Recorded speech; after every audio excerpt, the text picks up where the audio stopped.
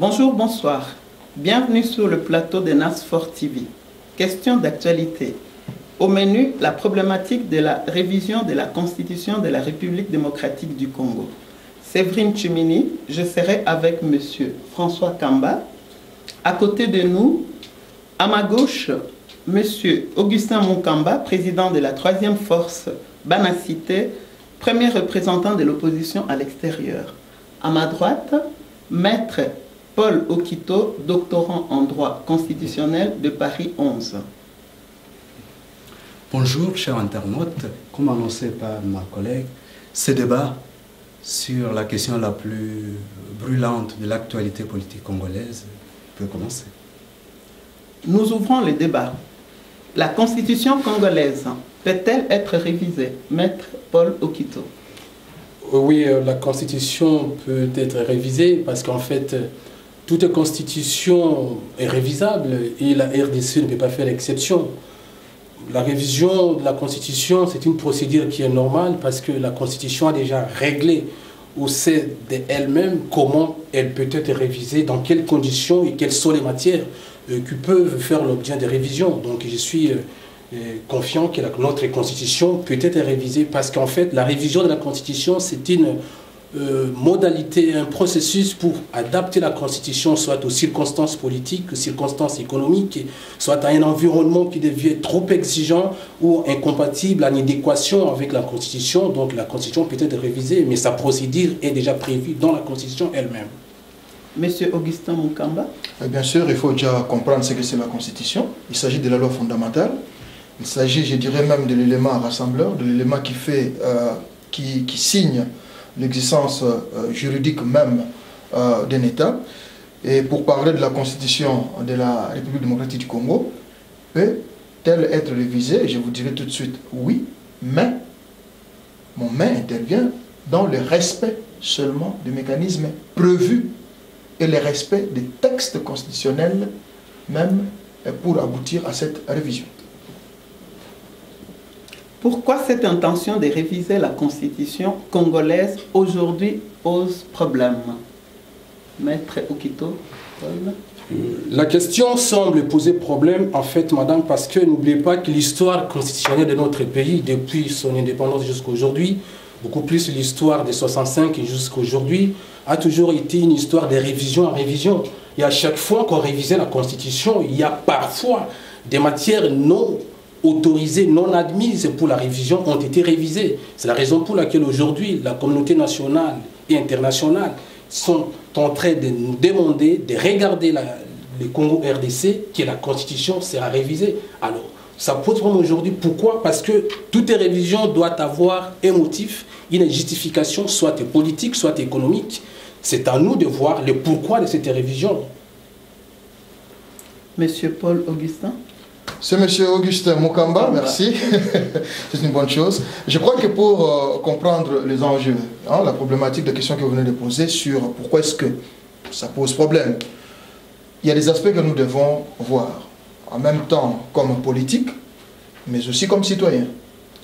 Et pour comprendre cette question ou cette problématique, je crois qu'il faut déjà lire l'exposé des motifs de la Constitution. Comment est-ce que cette Constitution est-elle présentée? Quels sont les garde-fous? Et pourquoi d'ailleurs ces garde-fous? Plus loin, il faudrait aussi voir la question du moment. Vous avez bien posé votre question, pourquoi ça pose problème? Il faut aussi voir la question du moment, c'est-à-dire des circonstances. En abordant les trois aspects, si je dois commencer par le dernier, des circonstances, vous comprendrez qu'on tend vers les élections. Et curieusement, les propositions faites ou les intentions, parmi les intentions, il y a déjà des projets qui sont lancés, non officiels, parce que ce n'est pas encore présenté aux instances officielles, mais la presse en parle déjà, les acteurs en parlent. Vous verrez que cette proposition est liée aux enjeux électoraux. Ça nous tique comme opposants, ça nous tique comme citoyens. Pourquoi seulement au moment des élections que le gouvernement prend l'initiative? Il faut dire que c'est qui n'est pas interdit au gouvernement de prendre l'initiative, mais pourquoi seulement au moment des élections? Deuxièmement, pour lier les problèmes, cette problématique aux élections, pour revenir à l'exposé des motifs, vous comprendrez que dans l'exposé des motifs, il y a des choses, ce que moi j'ai appelé des garde-fous. C'était évidemment pour sauvegarder la forme républicaine de l'État, pour garantir l'alternance, pour faire vivre la démocratie, et pas mal d'autres éléments qui ont été cités, et qui font que nous devons faire attention à jouer dans ce jeu-là et à de telles circonstances. Et en même temps, pour prendre aussi le troisième aspect, comme peuple, je pense qu'on ne doit pas jouer chaque fois avec ces petits jeux au moment où on tend vers les élections pour essayer d'aménager X ou Y en fin de son maintien ou de l'exclusion d'Y. Voilà ce que je peux vous dire. Mais, M. Mukamba, que pourriez-vous nous dire de l'argumentaire du gouvernement qui dit qu'évidemment, il est prêt, il a toujours respecté la Constitution, il est prêt à continuer à la respecter, qui n'entend pas réviser les dispositions intangibles. Là, vous lui prêtez des intentions. Écoutez, pour parler du gouvernement qui nous fait la belle chanson, de dire qu'ils ont toujours respecté la Constitution, et ainsi de suite, déjà, à lire les projets présentés par le gouvernement, il y a un problème grave. Vous savez, à l'histoire de la RDC, la démocratie c'était un rêve. Tout le monde avait rêvé un jour de vivre la démocratie. Et quand on parlera de la démocratie, c'est l'expression du peuple. C'est le pouvoir du peuple.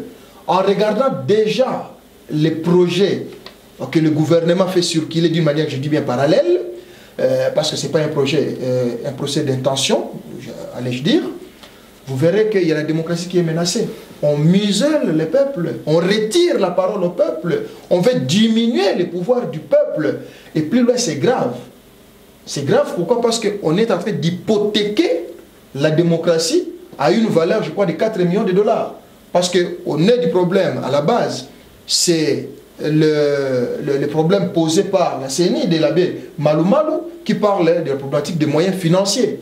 Et ces moyens financiers estimés, je crois, à 4 millions de dollars ou 400 000 dollars, je dis c'est une honte pour la RDC que la démocratie soit hypothéquée à 4 millions ou à 400 000 dollars. C'est une honte. Voilà ce que je peux vous dire. Je me tourne vers Maître Okito, qui est l'homme le plus outillé du plateau, pour lui demander en fait, mais il a dit, si notre constitution, comme toute constitution, est révisable, il a ajouté, pour des raisons justifiables, des raisons sérieuses, importantes. Mais justement, c'est ce que le gouvernement dit. Il dit, c'est pour, évidemment, ça coûte très cher les élections, donc il faut, le moment est venu de commencer à s'occuper du bien-être social du peuple congolais. Donc, l'argent, une partie de l'argent qu'on peut utiliser pour organiser les élections, il faudra le consacrer, évidemment, à essayer d'augmenter les niveaux de vie du peuple congolais. C'est une raison économique, valable. Qu'est-ce que vous en dites? Ok, donc c'est juste pour vous dire que la Constitution, en fait, c'est un pacte social. C'est l'expression de notre pacte social. C'est ce que les autres auteurs appellent l'artificialisme contractuel exprimé par la Constitution. C'est que nous avons des communs dans notre pays, c'est la Constitution. Et avoir la Constitution ne signifie pas qu'on est le pays démocratique, qu'on est dans un pays démocratique. Parce que la Constitution doit être respectée par ceux qui ont le pouvoir et ceux qui exercent le pouvoir et ceux qui n'en ont pas le pouvoir. Ce n'est pas seulement aux détenteurs du pouvoir à respecter la Constitution, mais même aussi à ceux qui n'exercent pas le pouvoir doivent respecter la Constitution. Pour revenir un peu à l'argument poussé par mon ami, disant que non, parce qu'on s'approche vers les élections, non. S'approcher vers les élections ne peut pas fonder la peur du peuple congolais aujourd'hui. Parce qu'en fait, la révision de la Constitution peut se faire même 1 mois, 2 mois avant les élections. Mais la peur est fondée sur quelle matière vous portez doit porter la révision de la Constitution. Quelles sont les matières que le gouvernement est en train aujourd'hui de préparer la révision de la Constitution? Parce que la peur ne peut pas être fondée sur les approches ou la date proche des élections, mais les matières sur lesquelles est-ce que le gouvernement que nous avons aujourd'hui dans notre pays peut nous garantir que la Constitution sera respectée. Parce que respecter la Constitution, ce n'est pas réviser la Constitution. On peut réviser la Constitution tout en la respectant. Mais les matières sur lesquelles porte la révision, c'est là que nous sommes en train. Ma présence dans ces plateaux, c'est juste pour apporter la lumière. Que le peuple congolais doit savoir que la révision, elle est bonne. C'est une bonne chose parce qu'il faut adapter la Constitution aux circonstances du moment. Maître, si vous permettez, je vais vous interrompre. Parce que là, vous abordez une question qui fait les rapprochements, je dirais, entre d'une part, pas les rapprochements, mais une question qui nous amène à faire, à chercher une compréhension entre la démocratie et la Constitution. On est d'accord? Et je parle de la Constitution. Dans cette Constitution, il y a des dispositions, des dispositifs qui garantissent le bon fonctionnement de la démocratie. Et là, en réponse à la question de notre modérateur, évidemment, c'est là où je dis que les questions touchées, la proposition ouverte faite par le gouvernement touche au bon fonctionnement de la démocratie.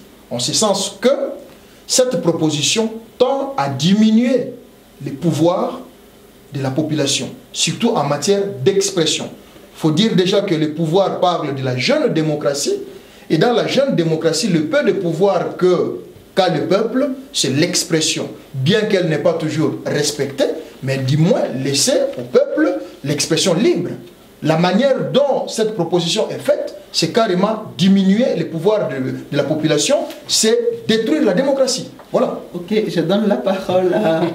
Ok, donc, mais je suis un peu content de votre réaction. En fait, ma contribution, ce n'est pas de s'opposer à la Constitution ni à la démocratie. On peut avoir une Constitution que le pays n'est pas démocratique. Parce que la démocratie, ce n'est pas la Constitution. Alors, revenons sur les procédures de révision de la Constitution. Vous savez très bien Avant que... ça, maître, oui. S'il vous plaît, retournons dans la Constitution elle-même. Oui, oui. La Constitution congolaise, on parle de la Constitution congolaise, s'il vous plaît, madame, je vais y aider. La Constitution congolaise donne aussi vie. De la manière dont elle a été faite, établie, à quelque part elle donne vie à la démocratie. J'en reviens. Oui. Vous savez que la Constitution prévoit la procédure de révision. Bien sûr. Toute Constitution prévoit la procédure de modification. Je veux dire de modification de la Constitution. Vous avez dans la Constitution ce qu'on appelle les dispositions intangibles et les dispositions modifiables. C'est-à-dire la simplification de la révision de la Constitution.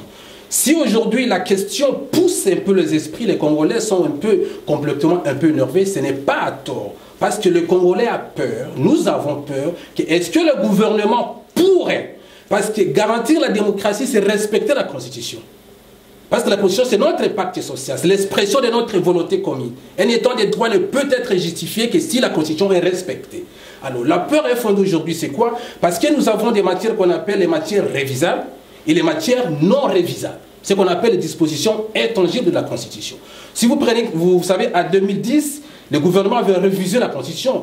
Les Congolais n'étaient pas, aujourd'hui, n'étaient pas à cette époque-là trop affolés, parce que c'était une révision possible et admissible par l'organe constituant, dérivé. Mais s'il s'agit des questions, comme vous l'avez soulevé, des matières qui sont verrouillées par la Constitution, parce que la Constitution s'autorégule, règle elle-même son fonctionnement, règle elle-même sa procédure.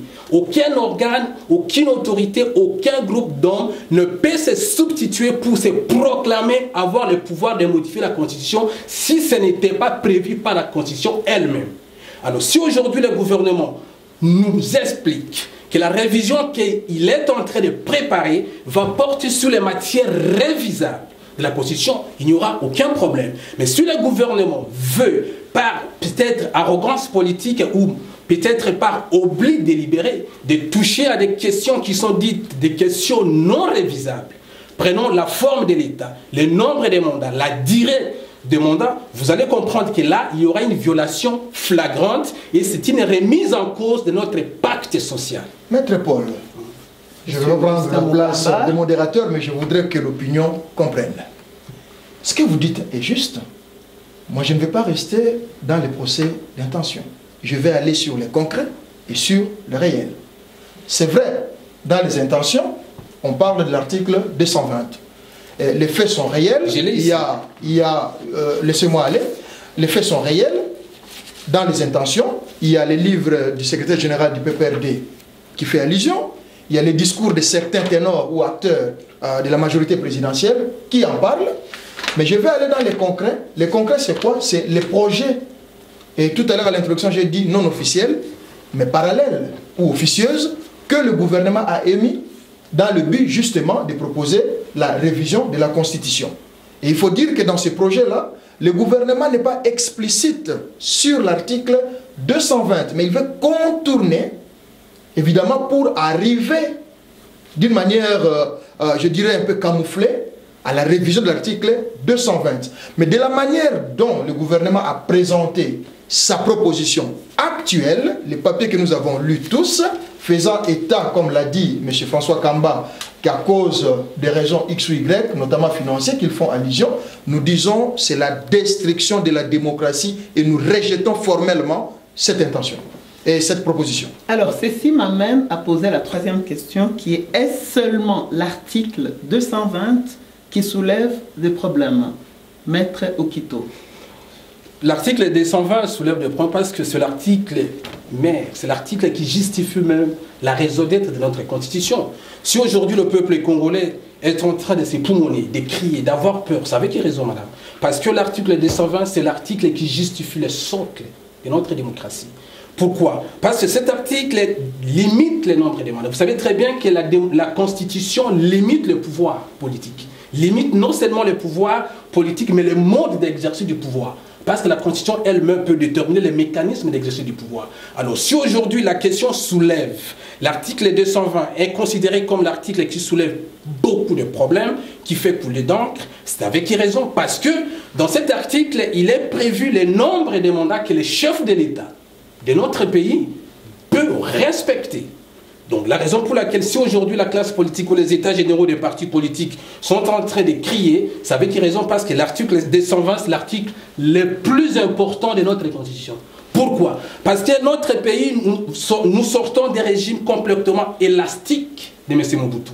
Un régime qui était totalitaire, despotique, autoritaire. Le Congo n'a jamais connu une constitution respectée. Mais M. Mobutu révisait en toutes circonstances la constitution. Quand il dort, il révise la constitution. Alors, cette histoire, si l'on veut nous ramener 10 ans en arrière, ça serait vraiment une fissure de notre démocratie. Pas une rupture, mais une fissure à la démocratisation de notre pays. C'est pourquoi je pense que cet article mérite d'être surveillé, gardé, que notre peuple doit comprendre que cet article constitue le fondement de notre pacte social. On ne peut pas justifier la démocratie si cet article serait touché par le gouvernement. Aucun organe, madame, je vous dis bien, aucun organe, aucune institution, le Parlement, le Congrès n'a aucun pouvoir de modifier l'article 220. Même si le gouvernement s'aventurerait peut-être par arrogance à constituer une commission constituante pour réviser l'article 220, ça serait une violation grave et lamentable, et les conséquences qui pourront en résulter, personne ne serait à la hauteur de contrôler. Monsieur Mukamba. Merci, merci. Je crois que mon co-débatteur a si bien parlé de l'article 220, mais vous serez surpris, de mon côté, je vais ajouter l'article 74. Ce sont deux articles qui vont de pair, parce que l'article 220 parle de nombre de mandats du président de la République qui doit être respecté. Mais il n'est pas explicite. Par contre, quand vous allez, ou par ailleurs, quand vous allez dans l'article 74, il est écrit noir sur blanc que le président de la République ne peut pas exercer plus de 2 mandats. 2 mandats suffit, et voire même un seul mandat. Et ça serait au peuple de trancher. Mais la Constitution est claire que le président de la République ne doit pas dépasser les 2 mandats. C'est tous les problèmes qu'on a au niveau intentionnel.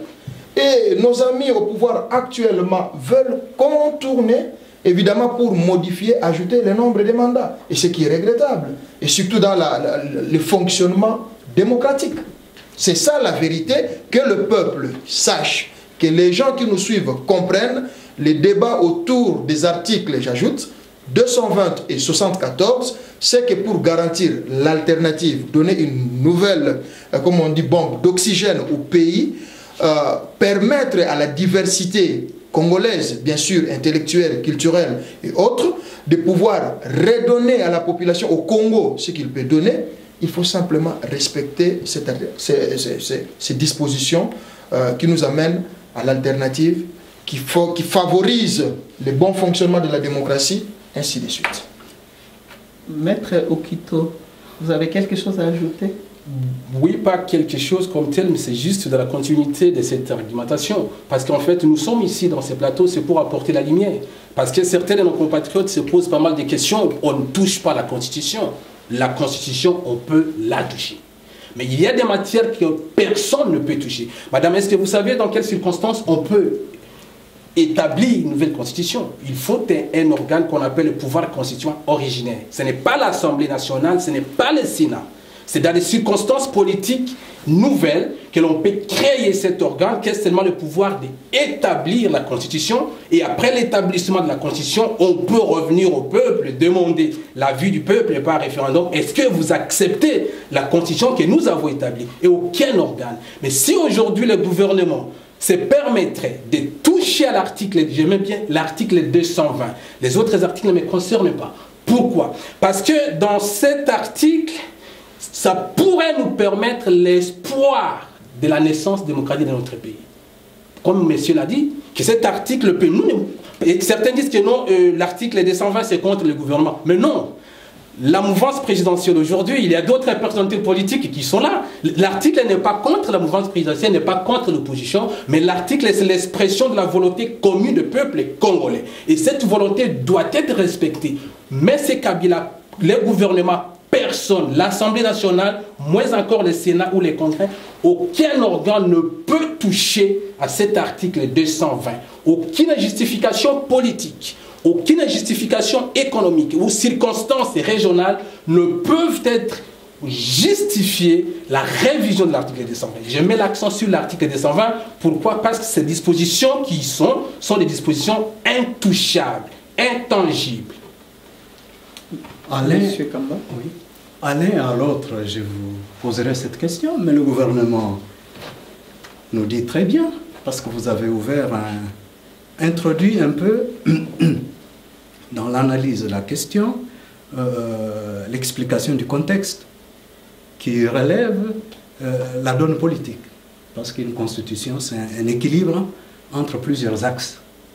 Comme vous l'avez très bien dit, c'est l'acte fondateur d'une communauté qui exprime sa volonté de vivre ensemble.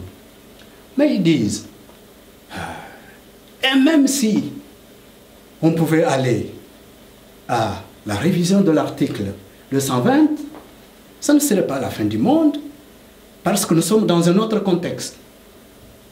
La Constitution a été adoptée dans un contexte précédent, de belligérance, de très grande méfiance entre les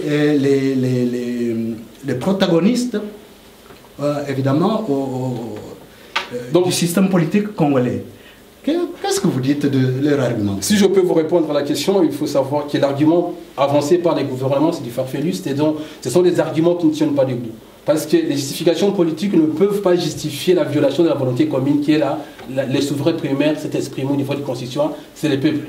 Donc, vous savez très bien que dans l'exposé des motifs, la constitution que nous avons aujourd'hui a revu l'histoire politique de notre pays, qui non pour mettre fin à la crise de légitimité du pouvoir, à la crise politique que nous avons connue depuis la révocation de Lumumba Kasavubu jusqu'à aujourd'hui, pour mettre fin à toutes les situations que nous avons connues. C'est pourquoi les constituants avaient élaborer cette constitution. Cette constitution ne fait pas référence à la guerre, il ne fait pas référence à la belligérance, il ne fait pas référence non plus aux groupes armés, parce que j'ai compris certains membres du gouvernement dire que non, la constitution pourrait être révisée. Pourquoi? Parce que l'environnement politique pendant lequel elle a été élaborée n'est plus le même. Mais non, l'argument politique ne peut pas justifier la modification de la constitution, parce que cette constitution est venue pour effacer tout ce qui était comme des situations difficiles dans l'histoire de notre pays. Donc c'est un document qui n'a rien à voir avec les justifications des belligérances de 1998 à 2006. Bien, Maître Okito, on prend note. Est-ce que M. Mukamba, vous êtes d'accord avec cette longue explication de Maître Okito? Je suis d'accord. Mais ce frère que je m'adresse à c'est que M. Tala, Bako Sabinote. Bako Sabinote, vérité Zamoko. C'est que, à Sali, 2 mandats. La loi est claire que Mokondiabe Kosala 2 mandats, pas plus de 2 mandats. Ceux qui 2 mandats et qui n'a pété, n'a malembe, tu changes de camp. toutes les argumentations, vous savez, à force de chercher à justifier ce qui est injustifiable, des fois vous rend, excusez-moi, passez-moi les termes, je manque de mots pour exprimer ça, ça vous rend idiot. Parce que vous cherchez à expliquer aux gens des choses qui sont claires, comme les jours, claires comme le soleil. Je rejoins Maître Okito, ce sont des arguments qui ne tiennent pas debout. 2 mandats, c'est fini, ciao, kende au paiement, tikela ba sur place. L'exclusivité de la reconstruction, de la démocratie, de la conduite d'un pays, du bien-être ou du leadership n'est pas donné à une seule personne. Le Congo a de grandes richesses. Quand on parle de richesses, aujourd'hui, nous avons et autres, mais les bazars belé na Congo et les hommes compétents, il y en a plein au Congo. Donner au Congo la chance de bénéficier, où l'union soit péci, où l'union soit formée, qu'ils viennent donner à leur pays ce qu'ils peuvent donner. Donc cette argumentation ne tient même pas debout. Maître Okito. Oui, donc c'est juste pour compléter mon ami. En fait, parce que dernièrement, nous avons suivi le membre du gouvernement. Certains membres du gouvernement sont en train de vilipender et que non, pour des raisons économiques, nous avons encore besoin, mais personne, mais c'est Kabila, c'est le président du Congo, il a été président des ans, des fois 5 ans, c'est notre président. Nous ne sommes pas contre M. Kabila. Au contraire, ce monsieur nous a prouvé sa volonté de faire entrer ce pays dans les processus de démocratisation. Ça reste à vérifier aussi. Le problème, c'est quoi? D'où vient aujourd'hui cette inquiétude de de nos compatriotes? Parce que le gouvernement semble confondre la reconstruction économique à la construction démocratique. Ce sont 2 thématiques complètement différentes. Et le gouvernement ne peut pas justifier que pour raison économique, il faut sacrifier la démocratie. Aucun pays au monde ne peut prétendre à l'émergence économique sans qu'il ait l'émergence démocratique. Pourquoi? Parce que la démocratie est le seul système qui peut garantir à chacun de nous la liberté d'action, la liberté de penser, la liberté d'expression et d'épanouissement au sein de son pays. Donc, dire que non, j'ai suivi M. Minakou à la télévision, on avait posé une question pour savoir si le gouvernement pourrait toucher à l'article 220, quelle a été la réponse de M. Minakou. Il avait dit que non, une maman qui travaille au Bandundu n'a pas besoin de la Constitution, mais cette maman a besoin de voir les routes passer devant sa maison. Mais ça, c'est moquer du peuple congolais, ou bien confondre ce qu'on appelle les nécessités économiques et la nécessité démocratique. Notre pays, aujourd'hui, nous n'avons pas besoin des pouvoirs autoritaires. Donc, c'est ce qu'il avait dit. Tout pouvoir finit par corrompre.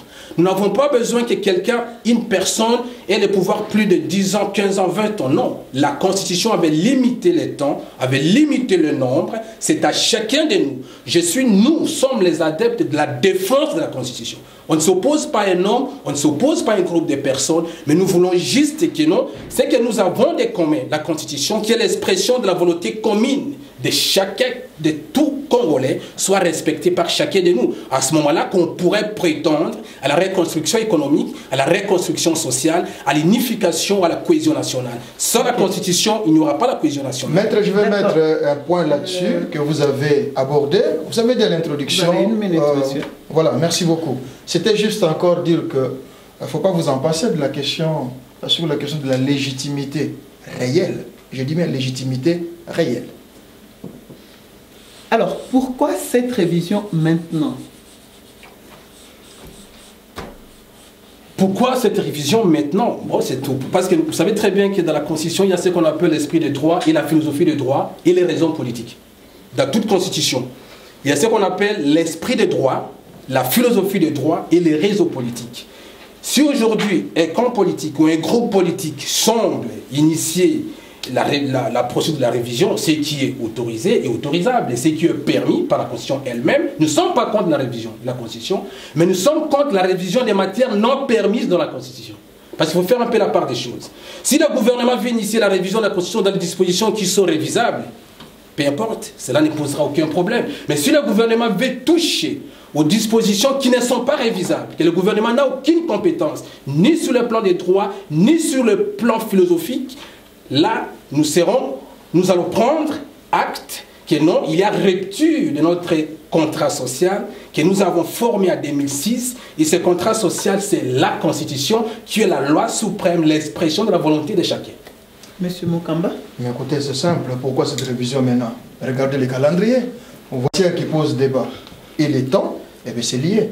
On tend vers les élections. La proposition de la modification qu'on nous présente tend vers la question ou les questions électorales. Ça aurait été pour des questions sociales, dire par exemple on va réviser la Constitution pour dire que bon voilà, nous allons financer maintenant la recherche scientifique à autant par rapport à notre budget. Et il faut veiller sur par exemple la gratuité de l'enseignement primaire et autres, il faut renforcer des lois. Moi je dirais aucun problème. Mais quand on vous présente des révisions liées à des questions électorales, pendant que vous tendiez vers l'organisation des élections, eh bien même un petit enfant, bon, la mousse n'a pas quand même, c'est clair. Monsieur François. Alors, à l'un à l'autre, on voit évidemment ces soucis que vous avez du respect de notre Constitution. Et Maître Okito vient évidemment d'évoquer un aspect important, le primat de la démocratie, du politique sur l'économique, qui rejoint quelque part la conviction de pas mal de nos compatriotes. Ça peut nous permettre de faire la transition vers la 5e et dernière question, éventuellement, que nous pouvons vous poser. C'est de nous dire comment vous jugez la manière dont le gouvernement s'y est pris maintenant, tous les signaux qu'il a envoyés jusqu'à maintenant pour pouvoir procéder un jour à cette révision. Si je peux répondre les premiers, ça me ferait du bien. Vous savez très bien ce qu'on appelle les ballots d'essai. Le gouvernement est en train de peser les Congolais, est en train de voir quelle serait la réaction du peuple congolais. Le gouvernement est en train de voir, est-ce que le peuple congolais pourrait accepter cette révision qu'il est en train de préparer. Donc si aujourd'hui le gouvernement constate une résistance au niveau de l'opinion nationale, de l'opinion interne, le peuple congolais dans son ensemble, je suis certain que le gouvernement n'est pas là pour violer, parce que n'oubliez pas que ce gouvernement a été, à un moment donné, les pionniers de nous dire que non, nous respectons la Constitution. Et on m'en souvient très bien. À chaque moment, le gouvernement disait que non, il faut respecter la Constitution. Donc si ce gouvernement ne peut pas aujourd'hui revenir pour nous dire que non, nous allons encore bafouer la Constitution. Non, on ne peut pas bafouer la Constitution. Les seuls moyens que nous avons aujourd'hui, c'est de défendre notre Constitution. Nous avons la responsabilité de défendre la Constitution. Vous avez la responsabilité, vous les journalistes, de défendre la Constitution, de vulgariser, d'impliquer le peuple. Parce que le moyen de surveiller la démocratie, c'est la surveillance de l'opinion nationale. C'est l'opinion interne qui doit être surveillée, bien informée par tous les moyens que nous sommes en train, vous et moi, en train de dire à ces gens, que ce que nous avons de commun, ce n'est pas la villa, ce n'est pas la Mercedes ou la maison, ce que nous avons de commun, c'est la Constitution. Donc, si cette constitution est violée, je vous assure, ce n'est pas que je n'aime pas mon pays, j'aime le Congo. C'est pourquoi je prends de mon temps pour venir à ces émissions. Nous devons défendre bec et ongle pour que la constitution soit respectée, en fait que le Congo soit aussi cité parmi les nations en émergence démocratique. On ne peut pas nous promettre la révolution de la modernité sans qu'il y ait la révolution de la démocratie. Et la démocratie révolue, c'est la démocratie évolue, c'est la démocratie qui avance. Parce que comment on peut nous prétendre aujourd'hui à la révolution de la modernité si de nous-mêmes, nous n'avons pas la révolution de notre politique, de notre façon de respecter les institutions, de notre façon de respecter la Constitution, de notre façon de respecter les engagements que nous avons pris entre nous, qui est la Constitution. C'est l'engagement commun.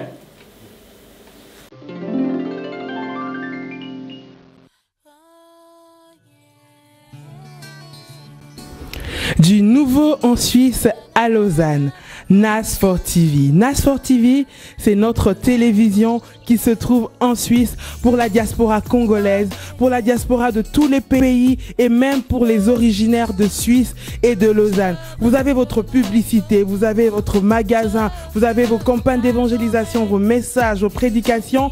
L'endroit idéal pour faire passer votre message, NAS4 TV. Parce que ici, c'est la qualité. NAS4 TV, c'est le meilleur, c'est l'excellence. Tout ce que vous avez de meilleur, vous pouvez le sortir ici et cela sera diffusé partout. NAS4 TV, c'est la classe. NAS4 TV, c'est un travail minutieux, précis et de qualité très très supérieur. NAS4 TV, c'est super. NAS4 TV, c'est vous. NAS4 TV, c'est vous.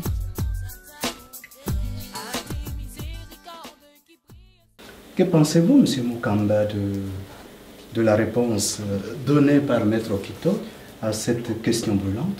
Écoutez, M. Okito, il a abordé bien sûr l'aspect juridique, je respecte. Moi, je veux droit vers le peuple. Droit vers le peuple pour dire que, déjà nous devons comprendre que, au début, nous avons été d'accord qu'on pouvait bien, oui, réviser la Constitution, mais nous avons oublié de vous dire ce que je vais faire. À qui appartient l'initiative de proposer, de faire un tel acte?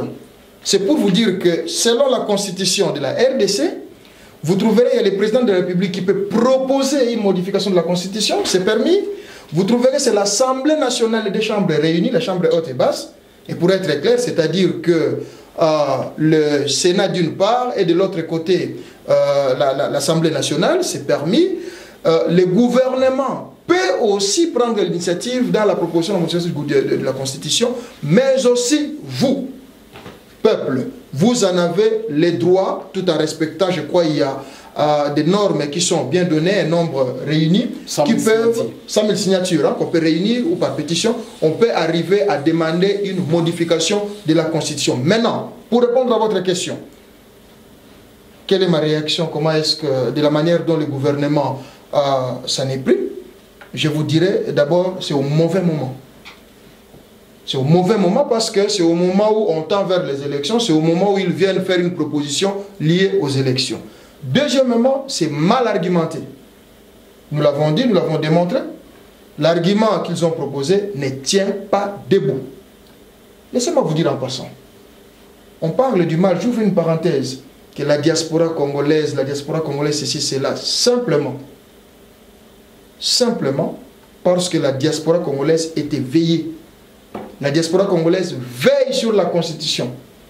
Et veiller sur la Constitution n'est pas l'apanage seulement du gouvernement, mais de tout citoyen et surtout aujourd'hui, la diaspora congolaise. Allez-y voir par exemple, j'étais des passages aux organisations de la Fédération congolaise de diaspora de Suisse. La question a été abordée. Comment est-ce qu'on a parlé du fond de la Constitution? Et maintenant, évidemment, une autre question qui en est sortie, comment est-ce que la diaspora peut-elle, si vous voulez, peut-elle aussi participer ou poser dans ces débats? Je crois que c'est le premier geste que nous sommes en train de faire. Dans les réseaux sociaux, les débats s'alimentent très bien. Ce n'est pas pour insulter, mais nous restons objectifs. Et là, j'invite d'ailleurs les amis qui sont en Suisse de passer voir les amis de la Fédération de la diaspora de Suisse. Comment est-ce que la matière est prise d'une manière passionnée, sans parti pris, mais d'une manière objective. Donc, pour vous dire que le gouvernement se sent reprocher de quelque chose. C'est comme s'il est conscient qu'il y aura une gifle. Il est conscient qu'il a échoué. Je dis bien échoué. On nous présente des chiffres qui ne correspondent pas à la réalité. Des actes, certains actes posés par le gouvernement, ce sont des actes odieux, excusez-moi, qu'on ne pourra en aucun cas accepter. Et au vu de tous ces éléments, je crois que le gouvernement a tout simplement peur que l'alternance est assurée. Et nous allons faire peser de tout notre poids et pour que l'alternance soit réelle. Eh bien, on a senti chez l'un et chez l'autre ces grands soucis de respecter la Constitution par le gouvernement, mais de faire respecter la Constitution aussi par tous les Congolais, que vous avez présenté comme un devoir de tout un chacun. Et alors, nous sommes ici, nous faisons partie de la diaspora. Comment pensez-vous plus concrètement ce respect de la Constitution par la diaspora congolaise, en particulier la diaspora suisse? Voilà, nous qui habitons ici en Suisse. Ok, laissez-moi vous dire, monsieur, que parce que certains pensent comme quoi la Constitution, il y a une Constitution pour le pouvoir, il y a une Constitution pour l'opposition, il y a une Constitution pour la diaspora. Non, on n'a qu'une seule Constitution, c'est notre Constitution. Le gouvernement ne peut pas prétendre aujourd'hui être le propriétaire de la Constitution. C'est la Constitution du peuple souverain que le peuple est congolais. Aujourd'hui, si vous demandez l'implication de la diaspora congolaise, effectivement, c'est-à-dire la diaspora a aussi la lourde responsabilité de vulgariser, de faire connaître les enjeux politiques. Quelle sont donc la situation la plus urgente aujourd'hui que nous avons? C'est de sensibiliser. La mission que nous avons, c'est d'informer aux membres, aux Congolais, aux citoyens congolais de l'étranger que notre pays risque de faire un pas en arrière. Alors que nous sortons de loin, nous venons de loin. Il y a eu des temps, des énergies qui ont été consacrées pour l'élaboration de cette constitution. Beaucoup de temps pour que nous ayons ces documents. Mobutu ne nous a jamais donné une constitution. Mobutu révisait la constitution comme il voulait. Alors aujourd'hui que nous avons une constitution, aujourd'hui que nous avons cette apparence de la démocratie marchande qui est encore un peu très boiteuse, nous avons la responsabilité, chacun là où il est, d'informer, de former, de vulgariser pour que l'opinion nationale interne et externe soit informée que le peuple congolais veut garder la Constitution. Nous ne sommes pas contre la révision, j'en reviens sur ça. La révision peut être faite dans les dispositions révisables, mais la révision ne peut pas être faite dans les dispositions non révisables. À ce moment-là, si le gouvernement nous fait preuve du respect de ces dispositions, nous allons dire bravo. Parce que le gouvernement doit quand même nous présenter une certaine exemplarité que non, c'est un gouvernement démocratique. C'est par cette constitution que ce gouvernement a été élu. C'est par cette constitution que ce gouvernement a été investi. C'est par cette même constitution que ce gouvernement justifie donc la légitimité ou bien la légalité de son pouvoir. Alors comment le gouvernement aujourd'hui peut prétendre porter à tête ou torpiller ce que nous avons de plus important? C'est la constitution. Ok. Alors, M. Mukamba, quel apport concret la diaspora peut-elle apporter, justement, pour conforter le combat du respect de la Constitution congolaise par tout le peuple congolais? J'ajouterais aussi que l'émission touche à sa fin et par votre réponse, essayez de donner aussi une conclusion. Merci. Je parle comme politique. Peuple congolais qui me suivent maintenant. Je vais utiliser Balango et Abisso. Na lingala, na lopoto. On pose la question, qu'est-ce que nous devons faire? Mais Moussala, c'est Bandaki. Allez dans nos pages. Vous verrez que nous avons vulgarisé. Tout ça, les constitutions, na lingala. Et ça, na lingala pour que, nous avons vulgarisé, nous avons commencé le travail de vulgarisation. Le Lobomoni, nous sommes sur le plateau. Un juriste, un politique, deux animateurs. C'est le travail de vulgarisation. C'est pour vous dire que nous faisons notre part, vous aussi, faites le vôtre. On construit le pays main dans la main. Il n'y aura pas de chef sans base. Et une base sans chef, c'est une base qui évolue comme des aveugles. Bissonabino, ensemble, pour que nous puissions passer la première victoire. Voilà le message que je vais donner. Maître Okito, quelle est votre conclusion? Oui, comme conclusion, donc c'est juste pour demander à notre peuple, au peuple congolais de l'intérieur ou de l'extérieur, d'être un peu bien impliqué dans la chose que nous sommes en train de préparer et de porter, parce que nous avons la lourde responsabilité de léguer aux générations futures un Congo démocratique. Donc, de notre façon, de la façon dont nous allons nous impliquer pour le respect de la démocratie dépendra l'avenir de notre pays. Si aujourd'hui le gouvernement porte à tête à ce que nous avons de commun, qui est la loi suprême, la loi supérieure, à toucher aux dispositions intouchables, ça porterait un coup dur à la démocratisation de notre pays. Parce que nous sortons de... Nous ne pouvons pas voir aujourd'hui encore le Congo se replonger dans une situation de conflictualité, de guerre ou de belligérance. Ça n'avancerait à rien. Le Congo a beaucoup attiré comme profit à respecter la démocratie qu'à piétinant les accords que nous avons conclus ensemble comme notre pacte social. Je vous remercie. Ok. Chers internautes, nous avons senti un très grand souci dans l'échange de ce soir sur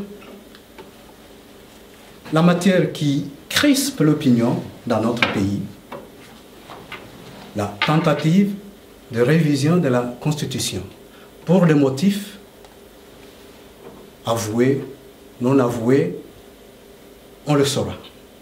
Et sur ce plateau, nous avons senti chez l'un et l'autre débatteur ces soucis de faire respecter notre Constitution pas seulement par les acteurs politiques au Congo, par tout le peuple congolais, y compris par la diaspora.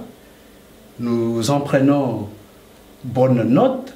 S'il est permis peut-être de demander une dernière petite chose, c'est que nous savons qu'il se prépare une convention de Congolais de Suisse, nous sommes en Suisse, prévue mi-décembre, 12, 13 et 14 décembre prochain, justement, où ce sujet sera aussi au cœur de débat. Êtes-vous prêt à soutenir la tenue de cette convention? Et personnellement, quel rôle pourrez-vous y jouer? Je pose la même question à l'un et à l'autre. Oh oui, donc s'il y aura une convention en ce sens-là, parce qu'en fait nous sommes là, c'est pour le Congo. Nous sommes en train de... Tout ce que nous sommes en train de faire ici, ce n'est pas pour moi, mais c'est pour les Congos, c'est pour l'avenir de notre pays. Les Congos méritent mieux que ce que nous avons aujourd'hui. Si nous respectons la démocratie, notre pays serait parmi les pays donc le plus envié du monde. Mais si nous bafouons la démocratie, il y aura toujours des situations. Regardez ce qui se passe à l'Est. Cette conflictualité permanente, c'est parce qu'il y a l'absence de respect des textes. Alors nous avons aujourd'hui la responsabilité. Donc s'il y aura une convention, en ce sens-là, je ne manquerai pas. Je ferai de mon mieux pour y être et apporter ma contribution à la hauteur de mes compétences. Très bien. Et vous, M. Mukamba? La démocratie, c'est l'expression du peuple.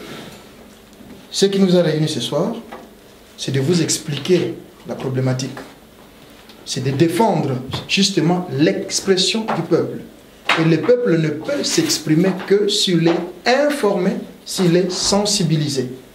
Et je crois que ce genre de rencontres, ce sont des rencontres qui nous permettent, nous politiques, de sensibiliser, d'expliquer davantage la situation. Eh bien, je me porte bien volontiers à votre disposition pour n'importe quel rôle, même s'il faut prendre la cloche ou prendre mon lance-voix pour expliquer le bien-être du respect de la Constitution, de sauvegarder les acquis de la démocratie, dont l'expression du peuple, que ce soit le peuple qui se prononce et non les gens incognito qui parlent à la place du peuple, je viendrai le faire. Bien volontiers, madame. Très bien pour vos deux réponses qui interpellent la conscience de la diaspora congolaise dans le rôle qu'elle doit jouer dans l'évolution de notre pays. Chers internautes, nous vous remercions. Soyez nombreux, très nombreux, à suivre NAS4 TV. Merci, M. Mukamba. Merci, M. Okito. Merci, François. L'émission touche à sa fin. Nous allons rendre l'antenne. Bonsoir. Bonsoir et merci encore. Merci.